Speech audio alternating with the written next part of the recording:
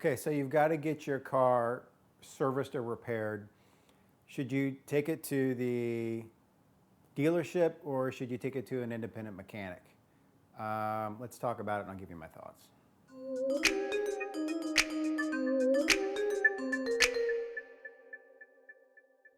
Welcome back to the program, Psychophants. I actually thought I had covered this topic in the past, but I went back and looked through all my videos and I noticed that I didn't. So I get this question asked a lot. So I figured now's a great time to talk about it. Getting your car serviced or repaired. I mean, this is a big question. Lots of different thoughts and opinions out there on it. I'll just do my best to walk you through mine and give you my thoughts on it. I guess the easiest way to do it is just, why don't we just walk through it one by one and look at the pros and cons of taking your car to a dealership and then taking your car to an independent mechanic to get it serviced or repaired. So let's just start off with taking your car to the dealership, okay? Let's assume, let's just like throw out a few ground rules here. Let's assume that we're talking like I'm taking my Cayman to a dealership or an independent mechanic. I need to get it serviced or repaired. Why would I take it to the dealership? Well, there's a few reasons. Number one, if you're taking it to the dealership, chances are the mechanics are going to be certified. They're going to be Porsche certified master technicians or all that bullshit. So odds are you're going to get somebody who's qualified to work in your car. They've worked on cars just like yours. They do it for a living. It's what they do. They're not working on Hyundais or Suzukis or anything like that. This is what they do for a living. So they're tailor-made to fix your car. So I think you have a pretty good guarantee that somebody working on your car is going to know what they're doing, with some caveats, okay? We'll talk about that in a minute. So when you take your car to the dealership as well, chances are they're going to have the proper diagnostic tools and all the other things that they need in order to repair your car the way it should be repaired or serviced, whether you're just taking it in for an oil change or whether you've got a transmission problem, whatever the case may be. They're going to have the parts, they're going to have the tools in order to do it. They need a specific widget wrench to get in there to unfasten something that's specific to a Porsche that's hard to get to. It probably very few others are going to have, they'll probably have that tool in order to do it. So you got that going for you. So you're not going to have to deal with a lot of that stuff. The other thing is they're going to want to fix your car with genuine parts, okay? Whether you're, own a Honda and take it to the Honda dealership or a Porsche to the Porsche dealership, chances are they're going to replace, fix or repair whatever that's wrong with your car with genuine Porsche parts or Honda parts. They're not going to pull Chinese parts off the shelf or something and fix your car. So you're going to probably be replacing like parts with like parts, and that's a good thing. It's a good thing because usually genuine parts are going to come with a warranty. So if you take your car to the dealership and you need to get it fixed, there's probably going to be a warranty there. And so you've got some reassurance that whatever amount of money you're spending, you're going to get something out of it. If something goes wrong or they didn't fix something right, you've got a warranty in place and you can go back to them and say, hey, this wasn't fixed quite right, or I got a rattle that's still going on. Should be covered under warranty. Can you take a look at it? A few other things that are kind of nice when you take your car to the dealership. A lot of times they'll have loaner cars that they'll give you. I know when I take my Cayman, it's 10 years old, but they still give me a free loaner car. Now, they don't give me a free Porsche loaner car, but I really can't complain when they're giving me a free loaner car on a 10-year-old car that's been out of warranty for 5 years.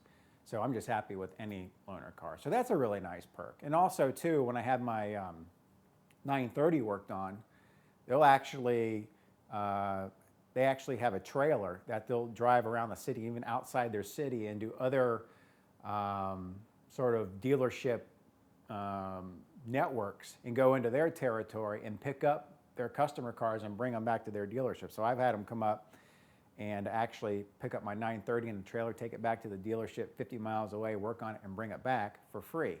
So that's a huge perk too. I don't have to, get out of my Barker Lounger. I just call them up and they come and get the car. So that's really nice. The other thing too, a few other things, If there's like service recalls that come with your car from the manufacturer, there's a seatbelt issue or an airbag recall like the M3, the dealership's going to be able to handle that. They're going to be dealing with the feds and all that stuff, and they're going to be working with them in order to make sure all this stuff happens. They're going to be the ones sending you the letters in the mail that you need to bring your car in for a recall, and they're going to be able to do that. And you might not be able to get that done at an independent mechanic. The other really big thing about taking your car to a dealership is you're just getting that dealer network and brand behind you when you're getting your service done. So if you take it to the Porsche dealership, and you get some work done on it, well, you're going to have a service history with Porsche, okay? And so if you take your car to one dealership and then you take your car to another dealership, well, chances are they're going to have all of your service history in the Porsche, PCNA service history lookup. So they're going to know what's been done to the car, whether you've had recalls done on it, whether there are recalls outstanding that you need to have done that haven't been done. So anything that needs to be performed on the car, particular services, 60,000 mile service, what have you, they're going to have all that history there. And so you've got all that sort of equity backed up into whatever you're having done on your car. So you don't have to go out and explain yourself every time you get your car repaired. The other nice thing too is, let's say you live in a state and you took your car to the Porsche dealership and they did a service or repair on it, and then you move out of state. Now you move to a neighboring state and you have an issue with your car. Maybe it was a warranty repair they did on it. Well, you don't have to drive 1 or 2 states over back to the original dealership you had it worked on in order to resolve that. You can take it to your local dealership, and those 2 dealerships or the brand itself is going to figure out how to make all that work. But you've got the entire nationwide network of dealers at your fingertips in order to get a lot of things resolved. So that's good if you're moving around or you're out of state or you're traveling. Say you get a repair and then you go on a 3-week, tour of the country in your car, and in the middle of Arizona you have a problem and you break down. Well, you can take it to the nearest Porsche dealership or BMW dealership or whatever your make and model your car is, and they're going to be able to assist you and look and see what had been done at the prior dealership, and you're just going to have a lot more leverage in order to get your problem resolved. A few other things that are nice about taking your car to the dealership is, a lot of times the local car club like PCA or BMW CCA, they can help you get dealer discounts. They can help you arbitrate problems if you're having trouble getting anything resolved with your dealership, if you're getting pushback from them. They're a nice asset to have in your corner. They're sort of an advocate for the owners, and a lot of the times the manufacturer and the club kind of work together in order to make a really good relationship for everybody. So that's nice to have as well. And I know a few people have actually had to go that route and kind of go through their club and ask for assistance from people in the club, sort of a liaison there to work with the dealership or the manufacturer in order to get something resolved. And then just kind of an extra bonus, maybe if you're taking your car to a dealership and you're getting it repaired by them, and you're the kind of person that likes to buy cars from a dealership, whether it's new or used, well, they're probably going to remember you because you're giving them your business when you're taking your car there and getting it serviced. So they might be of assistance when you're trying to shop for a car. You can walk in and say, hey, I'm looking for a new 718 Boxster. I don't want to buy a new one, but lightly used, maybe a dealer demo or something. It's got this, that, and the other options on it.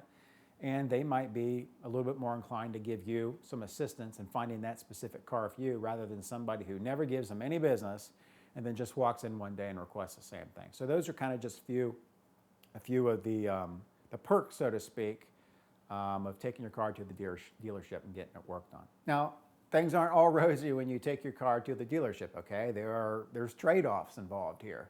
And probably the biggest trade-off is price. You're going to pay dealership prices when you get your car worked on there. That's just a fact of life. Now, in theory, if you're replacing like parts with like parts and they're OEM parts, in theory, the part prices that Porsche or BMW is charging you really shouldn't be any different than the part prices that a independent mechanic is charging you. In fact, in theory, if you're getting them from the dealership, they should actually be cheaper because they're buying them in far greater quantity, but that's not always the case. Really, the price difference is going to be in labor, okay?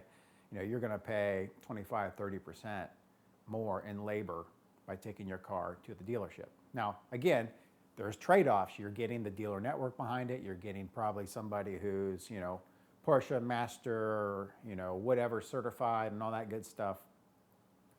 So it's not quite apples and apples, but you are going to pay more. The other thing too is when you take your car to the dealership, I find that they're a little bit more inclined to replace things rather than fix things. Okay, if you've got a problem and the whatever on your car, the widget on your car isn't quite working right, you know, a little finagling, it's probably something that could be fixed, you know, and you can tie you over for another couple of years and it's not a problem. But if the dealership sees it, they're more likely to tell you, just pull it out and buy a brand new one and put it in and be done with it. So it's going to cost you more money in the long run. The other thing too is just like anything else, when you take your car to a dealership, even though the dealership may have a great reputation, their sales and service may be great, their parts department may be great, you're still dependent on the actual mechanic doing the work in your car. I mean, you can have 10 great mechanics at a dealership, and one that's, you know, he's had better days. Maybe you should find another line of work. And you get him, and your repairs aren't done satisfactory. They're not done to a standard that you would expect from that dealership. So again, you know, people built your car. People are going to repair your car. People make mistakes. People screw up. It's just like anything else out there. There are good ones and there are bad ones. There are really good doctors, and then there are really lousy doctors. Okay. You know, Harvard Medical School, somebody graduated at the very bottom of Harvard Medical School, okay? But they're still practicing. So you're really just still dependent on people, and you know, you're hoping that you get a good one, but you may not. The other thing too is you take your car to the dealership, you know, let's say you want to have them take the exhaust off and put on an aftermarket exhaust or do a few other things that aren't exactly OEM. Dealerships, a lot of them anyways, aren't really flexible and inclined to do that sort of thing. Some are. I've dealt with some and they're like, no problem, not a big deal. In fact, they actually have a business sort of, you know, they're sort of enthusiasts. They're like the car club people, and they're like, oh yeah, sure. In fact, some of them actually sell aftermarket parts to do those sorts of things. But for the most part, dealerships really want to stick with their own brand, their own parts, and all that stuff. And then finally, just because you're dealing with a huge dealership manufacturer network, you may have to deal with a lot of bureaucracy. Okay, so if you've got a problem that's specific to your car and specific to your ownership experience that's just causing you a lot of problems, you know, the dealership is going to be inclined to say, well, this is our policy and that's the way it is, and we can't make any exceptions. We make one for you, we make it for everybody else, this, that, and the other. And so they're not really as quick on their feet to make a tailor-made solution to a tailor-made problem. And so they're just not as flexible, okay? And you need to expect that sometimes. Now, some dealerships are better than others, and some are like, listen, our job is to solve problems, we'll solve it for you, and then we'll figure out the details later, okay? There are dealerships like that out there, and I've taken my car to them, and they're great. But there are a lot of other ones out there that are just like, you know, it's your problem, we're not dealing with it anymore. You need to call this, that, and the other person and get a letter from them to send it to them to get approval from us and all that good stuff. And, you know, it's just a giant headache, and by the time you're done with it, you wish you'd just taken your car to an independent mechanic. So those are the pros and cons of taking your car to a dealership. Okay, now you're thinking about taking your car to an independent mechanic. Okay, well, lots of good things and maybe not so good things that could go on here. First, let's just talk about the elephant in the room and taking your car to an independent mechanic. You're probably going to save money. I mean, there's very unlikely you take it to an independent mechanic and you're not going to, okay? So price is really probably the biggest motivating factor for most people that are going to take their car somewhere other than the dealership. And you're probably, like I said, you're probably going to save 25, 30%. For, let's say you've got a Porsche, you've got a Honda, and you've got a Land Rover.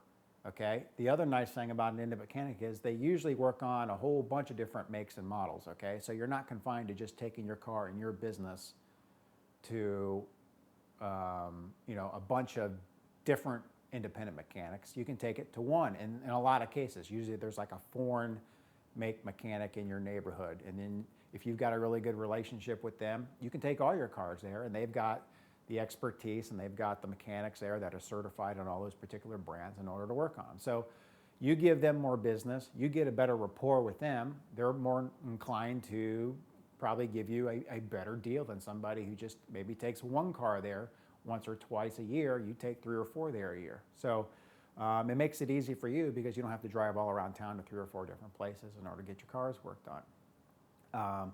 And again, since it's a locally owned business in most cases, you've got the added advantage of just working with a small business. So the money is probably going to stay more locally to you.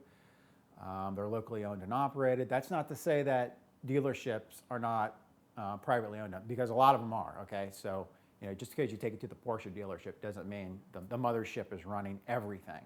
In fact, that's usually not the case. But still, dealing with local business, small business, privately owned business, a mom and pop shop, so to speak, is going to be different than taking your car to a dealership. So if you like that sort of thing, and you like the personal service that you get from that, then you have to take that into consideration. The other thing is you could get as good or better quality in your service or repair from a independent mechanic. You may not. Okay, so you have to figure out which mechanics are doing a good job and which aren't, and that can be difficult. But yes, you can go to an independent mechanic, and if they know what they were doing, and you get a bunch of referrals, and that person, front to backwards knows your make and model as good or better than the dealership, then you can save money and you can get just as good or better quality, and that's a win for you. The other thing is, like I said, when you go to a dealership and they tend to replace versus fix, I would say that you're more, it's much easier to convince an independent mechanic to fix versus replace. Now, they may tell you that particular part is shot or whatever, and there's no use fixing it, and you need to replace it, which is fine. But I think they're more apt to help you fix things and keep your prices a little bit lower if they find a part that's, hey, we can, put that thing back together and it's going to save you a bunch of money. You don't have to go out and buy a $2,000 new widget in order to solve your problem. So that's also good. And then, dealing with a smaller business, there's just, again, less bureaucracy. They're much quicker on their feet to solve problems. If you've got a specific problem specific to your car and, you took it in, you had some work done to it and it wasn't done right, you don't have to deal with 6 layers of bureaucracy. You can probably call the owner of the shop and say, listen, Bubs, listen, Larry, I had my car in there 3 weeks ago and this wasn't done right. I need an answer. And I can be down in your shop in 10 minutes and we can talk about this. So you've got that going for you as well. And then, again, if you just like aftermarket parts and stuff like that, independent shops, they do that stuff all the time. So if you want to if it's, your prerogative and you want to replace an OEM part with an aftermarket part and save some money, you can obviously do that much easier at an independent mechanic. Now, the downside of taking your car to an Indy shop is, and it depends on your car, okay?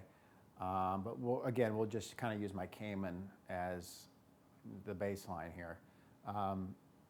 You could have an issue with the reputational value of taking your car to an independent mechanic over taking it to a dealership. Okay, it's much harder to evaluate the reputation of an independent shop sometimes than it is a dealership. Okay, because if you just say, well, if I have a Ferrari and I take my car to the Ferrari dealership, there's an assumption there that the people at the Ferrari knew what they're doing. And that's not always a good assumption, but that's the general assumption.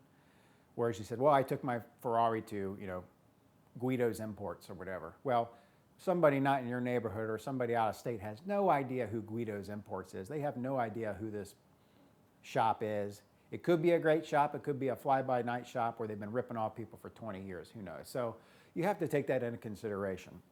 And again, you have to take quality into consideration. I can't stress this enough. Everybody, there's sort of a consensus out, well, not a consensus, but many people out there say, oh, don't take your car to the dealership to get it worked on. Take it to a good independent shop. And that's great. The key is taking it to a good independent shop. And there are a lot of not so good independent shops.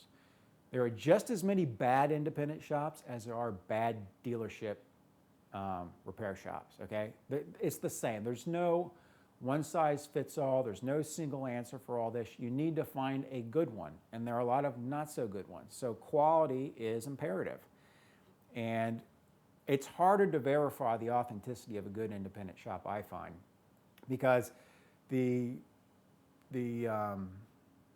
number of, what should I say? I guess their reputation is just harder to quantify, okay? If you ask 10 people about Guido's imports, you go online and you try to find some comments about it or reviews, it just seems like half of them say he's great and half of them say he's awful, so how do you really know? At least if you go to a dealership, you've got the mothership behind you to sort of help you out a little bit if there's a problem. So you just need to do your due diligence, really, if you're taking your car to an independent shop to make sure they're going to do the repairs to your satisfaction.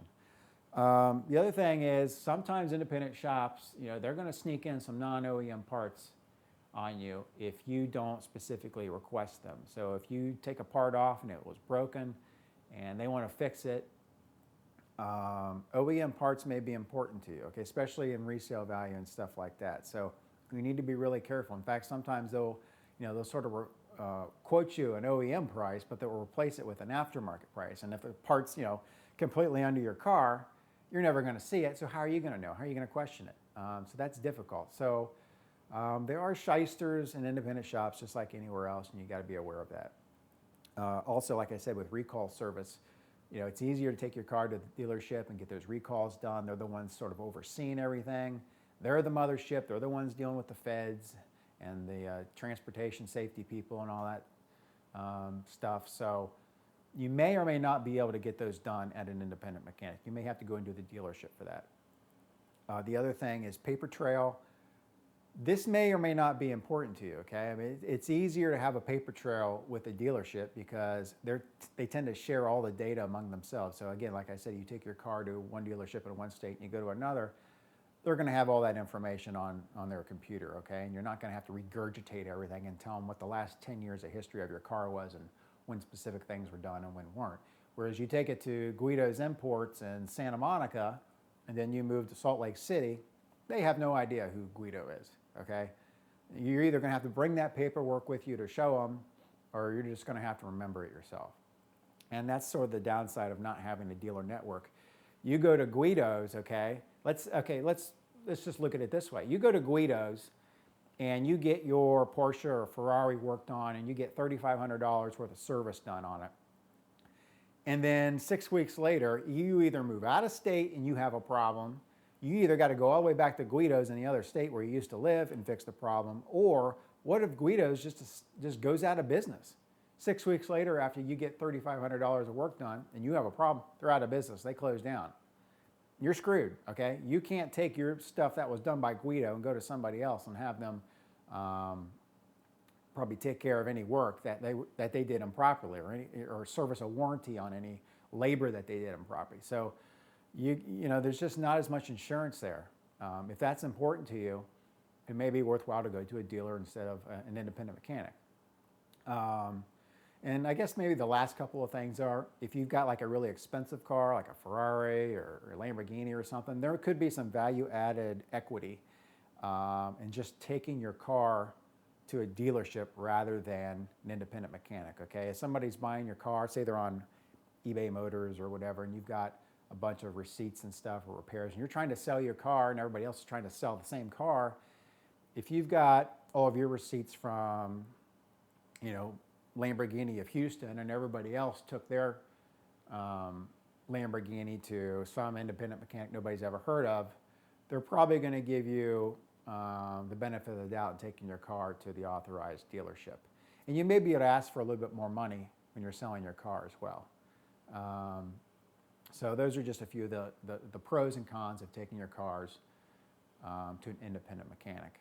Okay, so what do I do with my cars when I want to get them serviced or repaired? Well, every situation is unique, okay? There is no one size fits all. The problem with the internet is everybody is just bullheaded and saying, you take it to the dealership, you're wrong. You take it to the independent mechanic, you're wrong. There's no right or wrong answer. It's whatever works for you. So in my case, I've taken my cars to both. But I'd probably say in recent years, I probably leaned more towards the dealership than independent mechanic, just for this reason. I belong to the car clubs. You get a 10 or 15% discount with that. If you have a really good relationship with the service manager, they could throw you an extra 5 or 10% discount. Mine typically does. So by the time you throw in the discounts and the fact that they may pick my car up in a trailer so I don't have to leave the house, or they may give me a loaner car for free even though my car is old, the delta between taking your car to an independent mechanic and the dealership in terms of price really isn't all that much. It might be 10%, 10 or 15%. And for me, a 10 or 15% premium of having dealership receipts and the dealership network and be able to go anywhere and get my car serviced or repaired and have that paper trail follow me is not a very large premium to have in order to pay, in order to have that. So that's what I tend to do. Now, let me just throw this out. If you've got a $2,500 Honda, okay, that's 15 years old, is there really a big advantage of taking your car to the dealership? Probably not. I mean, the paper trail, your car is old, it's depreciated, it's probably never going to go up in value because they built 10 million of them. It's just a piece of transportation, okay? It's a tool. So if you get a $385,000 Ferrari, just take it to the dealership, okay? I mean, there's no sense taking it to Guido's Imports. Someone who's looking to buy your car secondhand and wants to have all the receipts from a Ferrari dealership, they don't want you to know that you had $385,000 to buy a car, but you were too damn cheap to take it back to the dealership where you bought it in order to get it serviced or repaired. So, again, it's going to depend on what kind of car you own, how old it is, what it's worth, what dealerships are in your area, what independent shops are in your area, which ones are good, which ones are not so good, reputation, the perks that come with taking your car to either one. You just have to weigh the pluses and the minuses. There's no right or wrong answer to any of this. I know the internet likes to be controversial and confrontational and say, you need to take it to the dealership only or the independent shop only. No, every situation is unique, and every person's situation should have a unique, tailor-made solution for that. So you're just gonna have to make up that, you're gonna have to find that solution for yourself and see what works best for you. So I hope this video was helpful for you. I know it's kind of some broad strokes here, but hopefully we got from A to B together. Again, if you like this video, like it, share it with all your buddies on social media, Instagram, Twitter, and so forth. I do see on social media when you do share, so I really do appreciate that. And again, if you haven't subscribed today, subscribe so you never miss an episode. Take care.